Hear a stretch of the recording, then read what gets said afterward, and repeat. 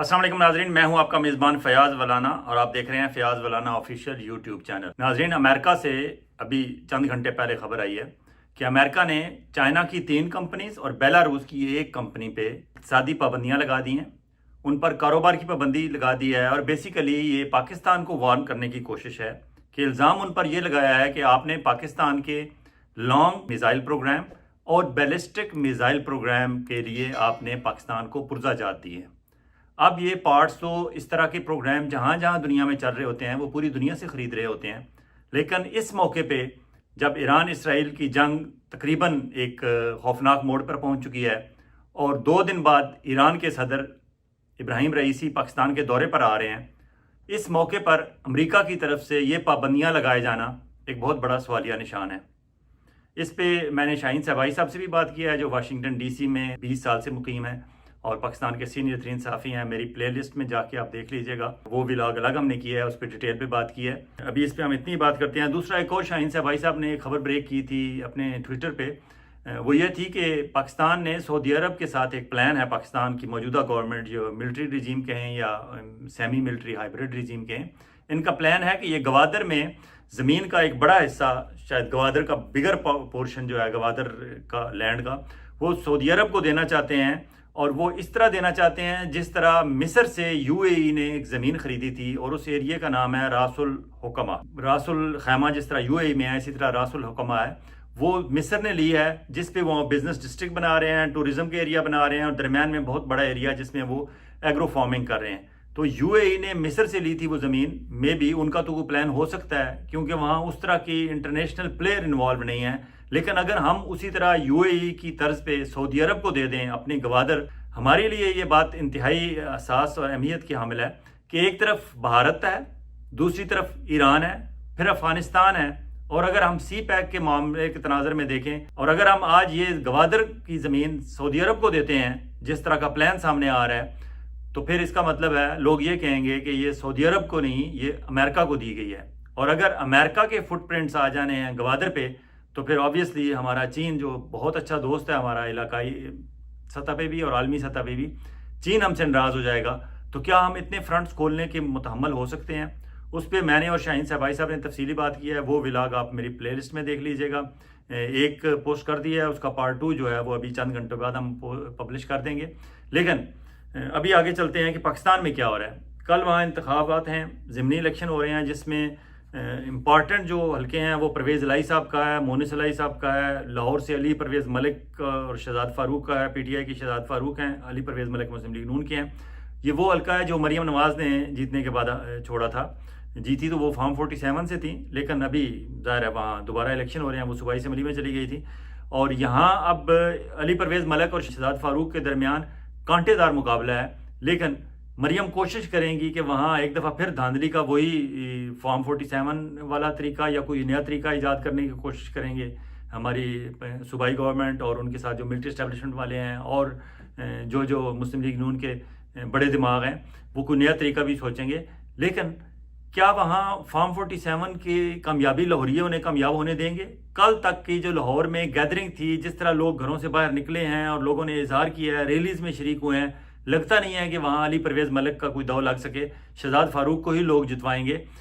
लेकिन मरियम नवाज़ का एक और मसला है, वो ये उनके दिमाग में होगा कि अगर आज यहाँ अली परवेज़ मलिक ना जीत सके तो ये कंफर्म हो जाएगा कि इस हल्के के लोगों ने 8 और 9 फरवरी को भी मुझे वोट नहीं दिया था और मैं वाकयाता नहीं फॉर्म 47 से जीती हूँ, 45 से नहीं जीती। तो शायद वो उस तासर को भी ज़ाहिर करने के लिए मरियम यहाँ एक्स्ट्रा एफर्ट करेंगी। हालांकि उनकी कोशिश तो बाकी भी पंजाब के हल्कों में होगी, लेकिन यहाँ उनकी स्पेशल एफर्ट होगी। पंजाब के हल्के बाकी जो सेंसिटिव हैं वो फयाज चट्टा का हल्का है, जो अहमद चट्टा की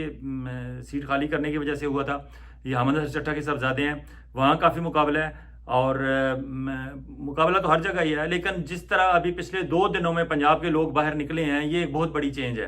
पंजाब के लोगों में ये तासर पाया जा रहा था कि शायद वो बाहर नहीं निकल रहे, लेकिन अली शेर अफजल मरवत को जिस तरह कहा गया है कि तुम बाहर निकल के काम करो, हालांकि इमरान खान ने कहा था कि अली शेर अफजल मरवत KPK में लोगों को बाहर निकालेगा और पंजाब उमर अयूब और बैरिस्टर गौहर अली खान उसकी टेक केयर करेंगे। लेकिन लगता है कि उमर अयूब और बैरिस्टर गौहर के बस की बात नहीं है। अली शेर अफजल मरवत को जाना पड़ा है, वो तलागंग शायद गए हैं कल, और तलागंग में भरपूर जलसा हुआ है। तलागंग एक पंजाब का छोटा सा शहर है, دیہاتی اسے شہر کہہ سکتے ہیں آپ، لیکن وہاں سے جو امیدوار ہیں حکیم نثار، وہ ایک پی ٹی آئی کے پرانے ورکر ہیں اور ایک جینوئن ورکر ہیں۔ اس سے یہ بھی تاثر ملتا ہے کہ شاید پی ٹی آئی والوں کو اب اتنے غلط لوگوں کو ٹکٹیں دینے کے بعد اب انہیں احساس ہو گیا ہے کہ ہمیں اپنے اصل جو ہمارے پارٹی ورکرز ہیں انہیں آگے لے کے آنا ہے اور انہیں ٹکٹ دینا ہے، کیونکہ وہی آخر مشکل وقت میں کام آتے ہیں پارٹی کے، اور وہ کھڑے رہتے ہیں اور اس کے سختیاں برداشت کرتے ہیں۔ یہ جو ادھر ادھر سے آ جاتے ہیں پیرا ٹروپرز، کوئی اس پارٹی سے آ گیا، کوئی اس پارٹی سے آ گیا، اور سو کارڈ الیکٹیبلز ہوتے ہیں، یہ مشکل وقت جب پڑتا ہے پارٹیوں پہ تو یہ دم دبا کر بھاگ جاتے ہیں۔ یہ ایک اس سے لگتا ہے کہ شاید انہوں نے اس دفعہ ٹکٹوں کی تقسیم بھی بہتر کی ہے، جس طرح کے پی کے میں گل ظفر خان کو ٹکٹ دیا ہے NA 8 باجوڑ سے، وہاں ان کی بھرپور کامیابی کے امکانات ہیں، بھرپور مقبولیت ہے ان کی، اور پھر وہاں سے NA 45 سے فیصل امین گنڈا پور ہیں، علی امین گنڈا پور کے چھوٹے بھائی، ان کی بھی کامیابی یقینی ہے۔ باقی خضدار سے اختر مینگل صاحب نے گلہ کیا ہے کہ جی یہاں پری پول ریگنگ شروع ہو گئی ہے۔ باقی دیکھیں آج کے ایک دن کا اب کمپین تو ختم ہو گئی ہے، اب کل لوگوں پہ ڈیپینڈ کرتا ہے کہ وہ لوگ کس طرح باہر نکلتے ہیں۔ امید تو ہے کہ لوگ جو 8 اور 9 فروری کی رات جو ہوا ہے اس کا غصہ شاید اب نکالیں گے، اور اس دفعہ غصہ اس لیے بھی لوگ نکالنا چاہتے ہیں کیونکہ اس وقت لوگوں کو توقع نہیں تھی کہ ہمارے ساتھ یہ ہو جائے گا۔ اب لوگ بالکل تپے بیٹھے ہیں اور وہ کہتے ہیں کہ اگر ہمارے ساتھ کوئی ایسا ویسا کیا تو ہم کسی حد سے بھی گزر جائیں گے، وہ آخری حد تک چلے جائیں گے۔ اور انتظامیہ کو یا مسلم لیگ نون والوں کو یا حکومتی جو امیدوار ہیں ان کو یہی مشورہ دیا جا سکتا ہے کہ اس دفعہ وہ فارم 45 47 والی پریکٹس کرنے کی کوشش نہ کیجیے گا، کیونکہ اب شاید پبلک یہ برداشت نہ کرے اور بات خون خرابے تک چلی جائے۔ الیکشن کمیشن آف پاکستان نے بھی ایک ای میل دی ہے complaints@ecp.gov.pk کہ آپ کو کوئی کمپلینٹس ہیں تو وہاں پہنچا دے۔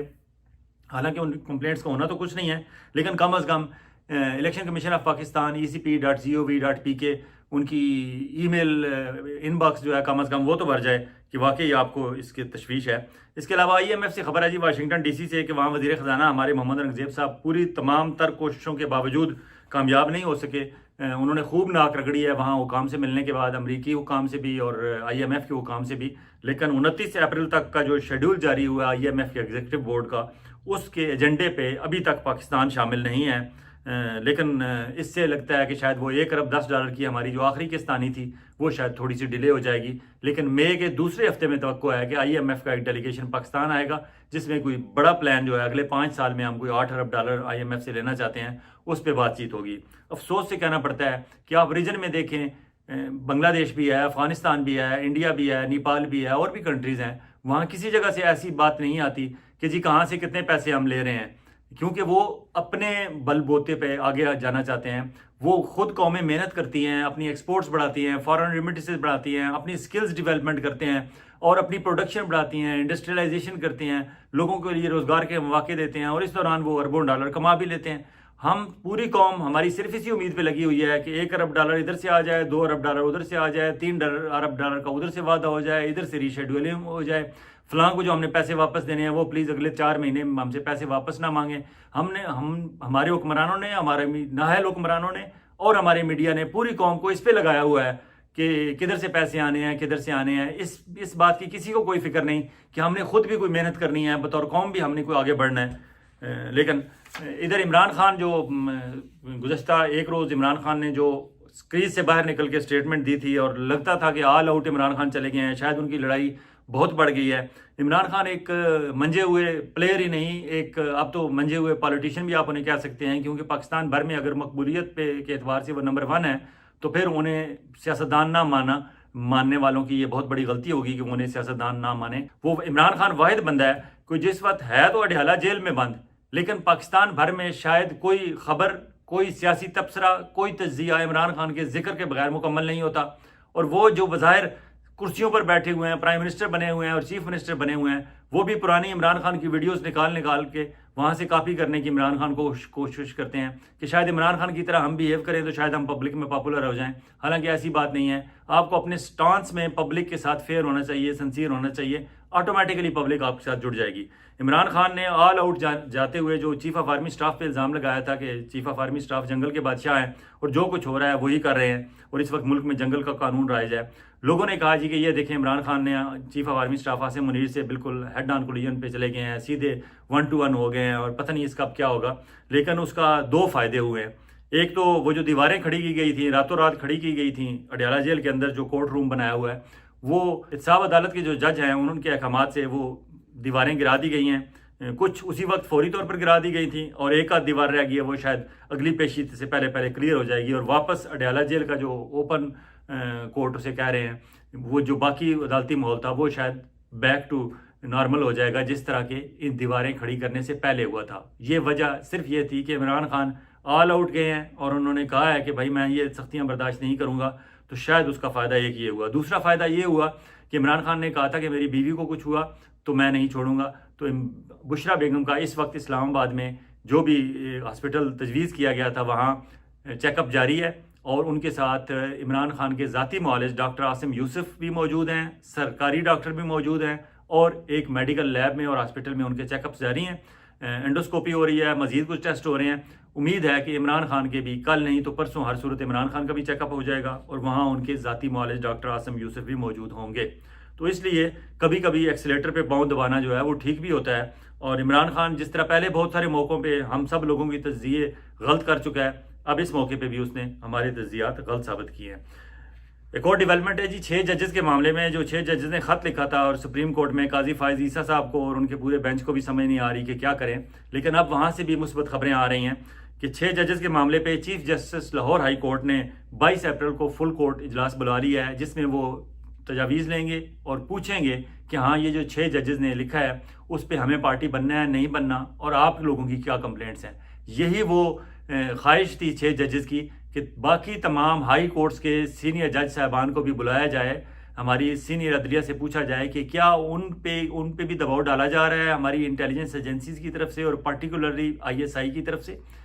یہی وہ چاہتے تھے، یہی ان کی خواہش تھی، اور اب وہ خواہش پوری ہو رہی ہے انشاءاللہ۔ لگ رہا ہے، نظر آ رہا ہے کہ سندھ ہائی کورٹ کے جو چیف جسٹس ہیں وہ بھی بہت جلد فل کورٹ بلائیں گے، اور وہ بھی اپنے جج صاحبان سے پوچھیں گے۔ KPK اور بلوچستان میں اس طرح کی شکایات کم تھیں، زیادہ شکایات پنجاب اور سندھ سے تھیں۔ اگر پنجاب اور سندھ کی ہائی کورٹ سے بھی اس طرح کا فل کورٹ ان کا اجلاس ہو جائے، اور وہاں سے ان کی تجاویز آ جائیں، اور میں بھی پھر فیڈرل میں کوئی اسی طرح کا کنونشن، جس طرح کنونشن سجیسٹ کیا تھا ان 6 ججز نے، شاید اس طرح کا کنونشن کا بھی ماحول بن جائے، لیکن کم از کم ان ججز کے اکٹھے بیٹھنے سے وہ شکایات ضرور منظر عام پر آ جائیں گی جو اس وقت تک اپنے طور پر برداشت کر رہے تھے، کوئی 1 2 3 یا 4 جج۔ اب جب اکٹھے بیٹھیں گے تو آبویسلی وہ شیئر کریں گے، جب کوئی شیئر کرتے ہیں اپنی سٹوری تو دوسروں کو بھی حوصلہ ہوتا ہے، پھر باقی بھی کھل کے بولتے ہیں، کیونکہ یہ تو پورا پاکستان دیکھ رہا ہے کہ ہاں واقعی عدلیہ پہ دباؤ ہے، اور دباؤ بھی ہماری انٹیلیجنس ایجنسیز کی طرف سے ہے، ہماری ملٹری اسٹیبلشمنٹ کی طرف سے ہے، اور ISI کے افسران کی طرف سے ہے۔ لیکن یہ ایک اچھی پیش رفت۔ آگے خبر ہے جی کہ